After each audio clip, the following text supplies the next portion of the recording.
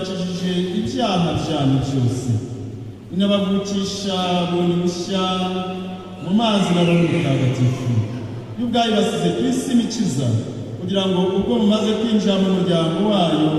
muzakomeze kuba ubu no mu buzima bw'iteka ingingo za Kristo, we musaserdoti, umuhanuzi n'umwami.